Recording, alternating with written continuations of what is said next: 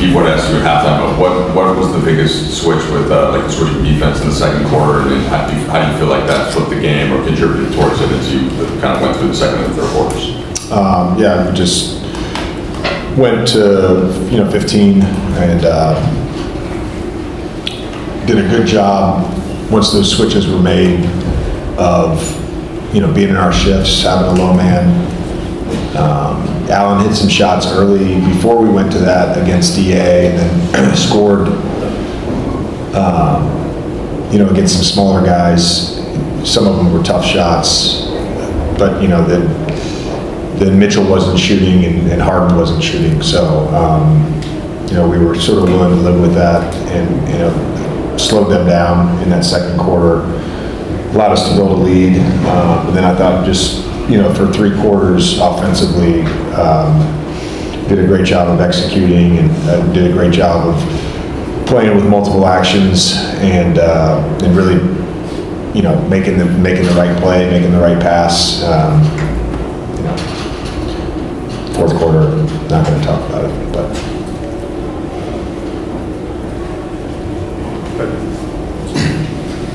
JJ, you guys finished this month with, it was probably arguably the toughest stretch of schedule that you guys had all season, the best competition you guys had all season. I think you go 15-2. I guess big picture, what do you think changed most? Was it simply just being together in health, or was there an attitude shift or anything like that that you saw kind of as this team has become who it is now? I think it was a confluence of things, starting with health. I think it's much easier when you have a consistent stretch of health to sort of not even buy in, but settle in to roles and minutes and rotations. We never found that throughout the season. Another big part of that was the second part of roles is just, guys really just embracing things. I think, Luka has had as good of a month as anybody that I can remember in modern NBA, at least since I've been part of it. Certainly LeBron has had those, Harden has had those, Steph has had those, but he just played phenomenally this month, and then everyone else just, had huge impacts. AR getting healthy, LeBron on both ends of the floor, DA and Jackson really just filling in and doing what they need to do to help this team win at a high level. Luke, Rui, their shooting, Jake and Smart, their defense, Bronny, Mando, Max, and 10, those guys had to play. Just we had a good contribution from everyone to the group. I don't think I forgot anybody, did I? It was in a regular rotation. I think you said everybody. JJ, just want to ask you about your upcoming game. What is it about the Thunder, the way they are right now, and the way they're sort of constructed right now with the guys coming back? What makes them lethal on the court, and what are the big picture keys you tell your team going into a game like that? I need to start preparing for them. I do know, they're great on both sides of the ball. They're going to make you work for things defensively because of how physical they are. And then, they just do a great job of driving. I mean, you really have to do your best to keep them out of the paint. You have to do your best to be square to the ball. Not allow Isaiah Joe to ghost out, and not allow Hartenstein and Holmgren to slip roll. I mean, they just are really good at what they do, and they've been doing that now for 5 years, and they know all the nuances, they know all the tricks, they all know the timing of everything. They're just a tough team to guard. JJ, we talked to you a lot this season about the role players finding their roles, but clearly over this month of March, it was the stars also finding their roles together. Can you tell us just something about that process that seemed to click? Is there anything that stands out? I know sometimes it's not just like one conversation or something like that. Was there anything early on this season that you seemed to feel a shift and that led Luka, LeBron, and AR finding that harmony? No, because we never had more than 2 or 3 games together. It's all the stuff that happened this month that we've all talked about.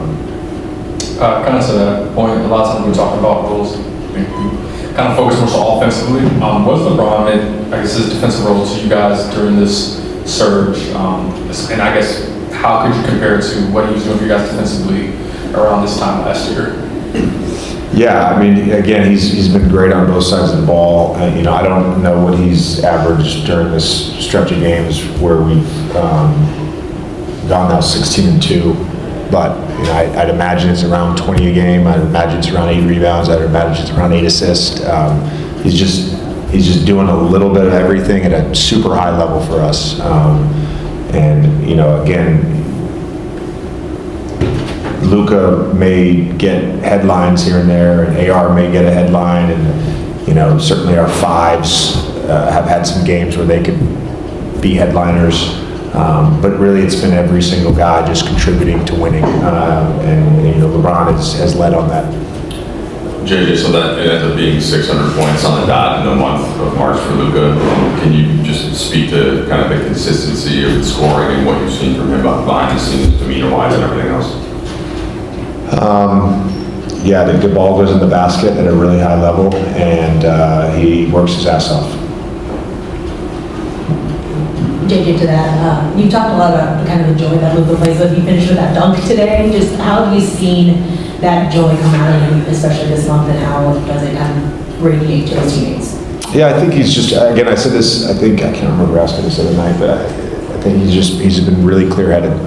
He's been really clear-headed, and when he's clear-headed, he clearly has a lot of joy. JJ, LeBron starts the game with that chase down dunk, kind of being off Kobe's question here. Some of the guys in the locker room have said when they see a 41-year-old doing stuff like that, it inspires them to play with the same effort. Yeah. How have you seen LeBron kind of set the standard for this entire team going out there as he does, but you know, questionable tonight and still plays and has the performance he does? Yeah, again, I mean, I say this all the time. There are a million different forms of leadership, and every guy has their own responsibility to lead in whatever way they can. And, you know, whether it's smart defensively, LeBron making hustle plays, Jake with his physicality. That's leadership. It's not yelling in a huddle. It's going out on the court and doing your job and doing all the things that are required to win. And that's, again, I can't say this enough. Maybe you guys aren't hearing me. Our team right now is the reason that we're winning. Our team, because each guy has contributed to winning. JJ, your team is the reason you're winning, and you pick up as a team your 50th win this season. That's back-to-back 50 win seasons for you. That's the first time in this franchise since Phil Jackson's league campaign. How do you feel about the 2 seasons you've had in this season, and also being mentioned along with Phil?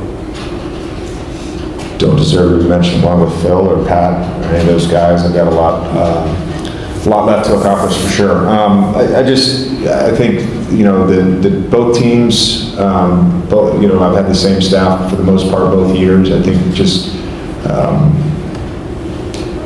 we are resilient and we're resolved.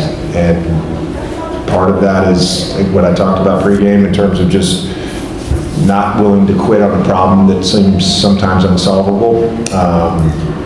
And then just the resolve to just want to win all the time. And we have competitive guys in our locker room, and I've got some six in the coaching staff. 2 more Melissa in there. I didn't say it.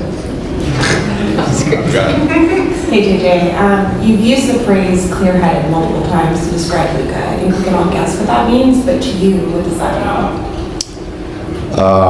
I'm just referencing, you know, the orbital things that happen throughout an NBA season. That could be, you know, off court, it could be on court, it could be trying to find a rhythm with teammates, whatever it may be. Again, I don't, you know, the health has been a big part of just our guys, you know, playing at a really high level. JJ, along Michael's question, I mean, this is your 100th career win. You got into this without having coached in this league, without some questions, I would say, from people about your ability on this. when did you know that this was right for you? And I guess over these 100 wins, how cemented is it that this was the right choice for this chapter of your life? I mean, I knew it was right for me before I ever got the job. And I maybe never had a title of coach, but, you know, my dad, you guys probably know this, my dad was a potter, an artist. My parents were hippies. We grew up out in the sticks, first in Tennessee and then in Virginia. And at some point, as our family grew, he needed to make more money, so he became a counselor. And eventually, both him and my mom became life coaches. And for most of the entirety that I've played basketball, that's how I've operated, with that mindset to help people, to coach people. As I got older in the NBA, I took a great deal of joy and pride in helping my young guys in Philly, helping my young guys in New Orleans. And I didn't realize that I was doing it at the time, probably, because like all athletes, you're, you know, so invested in what you're doing and your career. But it's just a natural extension of how I was raised and my parents. So I knew when I interviewed for the Toronto Raptors job in 2023, I left Toronto and said, I want to be an NBA coach. So it was an obsession of mine for a full year and a half before I got the job. Thanks, Coach. Thank you.